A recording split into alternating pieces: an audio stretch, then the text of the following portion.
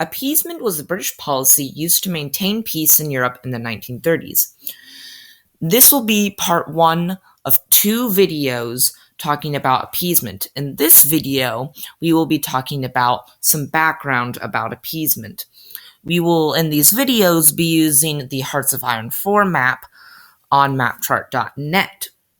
Appeasement was introduced by British Prime Minister Stanley Baldwin in the mid-1930s. The way appeasement worked was to appease those who threatened the peace in Europe. And appeasement was used many times in the 1930s. To understand why appeasement was used, we have to think back to World War I and the Great Depression. We have to think back to the Great Depression because it greatly affected the economy and the country. The country could not afford heavy rearmament, which would be required in order to fight another major war, which is why they tried to avoid it at all costs. Another reason they tried to avoid it and they used appeasement was because of World War I. Many people were still traumatized by the war and wanted nothing like it to happen again because of how horrible it was. So now we are going to look at which countries appeasement mostly appeased. The 2 main countries were Italy, in the green here, and Germany.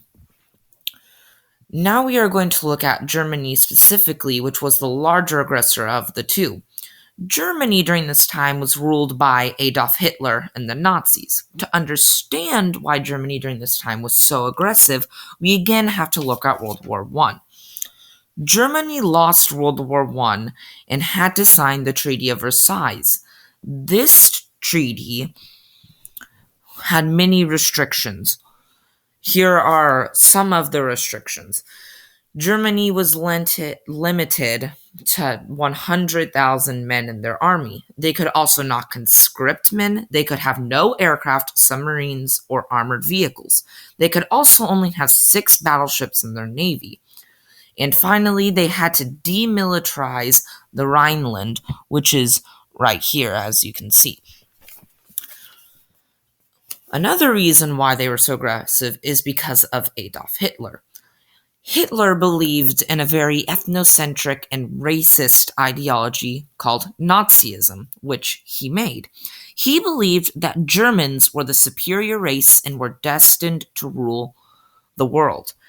In order for his fantasies that were insane to come true, he needed to undo the Treaty of Versailles, which would definitely threaten the peace in Europe, and he needed Lebensraum, or in other words, he needed land to build upon and expand and settle, which would also threaten the peace in Europe.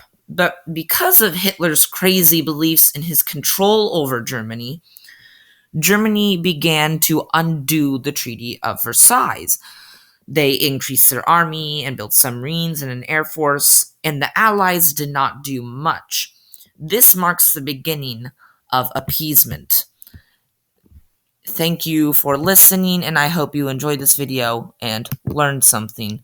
I hope you would see part 2 if you are interested in this, and I hope you had a good time. Thank you.